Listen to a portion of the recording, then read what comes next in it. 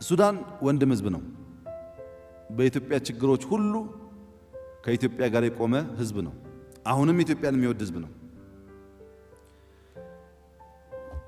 እኛ ጦርነት የማንፈልገው ከኤርትራ ተምረን ነው። ከኤርትራ ጋር ተጣላን፣ ተዋጋን፣ በመቶ ሺዎች ገደልና መጨረሻ ላይ ጉዳዩን ዩኤን ወሰደውና የምታውቁት ነው የሆነው። አሁንም ብንገዳደል የሆነ ጊዜ አቆሙ ተብሎ ሌላ ኃይል ገብቶ አይቀርም። ሱዳን ሞተ፣ ኢትዮጵያ ሞተ፣ ኪሳራ ነው። ሱዳን አሁን ባለችበት ሁኔታ ከጎረቤት ሀገር ጋር ለመዋጋት የሚያስችል ነገር ላይ አይደለም ያለችው። በጣም ብዙ ችግር አለባት። ኢትዮጵያ አሁን ባለችበት ሁኔታ ከሱዳን ጋር ለመዋጋት ብዙ ችግር አለባት።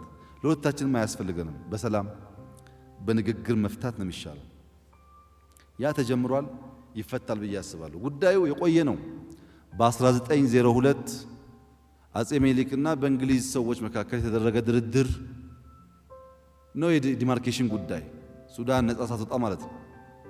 ከዛ በአጼ ኃይለ ሥላሴ ጊዜ 1950 መጨረሻ አካባቢ ላይ መለስተኛ ንግግሮች ተደርገዋል። በፕሪንሲፕል ደረጃ ይሄን ተቀብለን እናስተካክላለን የሚባል ከዛ ጊዜ ጀምሮ እስካሁን በንግግር ያለ ጉዳይ ነው።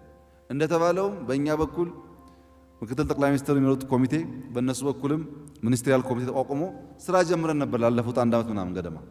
ልክ ይሄ ሲፈጠር ነው ወደ የማይገባ ነገር የሄዱት።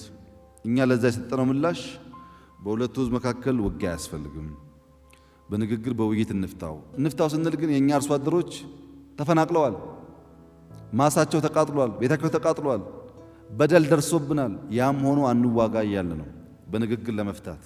ይሄ እንደተጠበቀ ሆኖ ሱዳን ከሌሎቹ ጋር ወዳጅነት ፈጠረች ለተባለው የኢትዮጵያ ጠላት መሆን ግን አትችልም። አንድ ህዝቦች ነን፣ ተዋደን ተከባብረን አብረን ይኖር ወደፊትም አብረን የምንኖር እና ወዳጅነት ችግር የለብንም።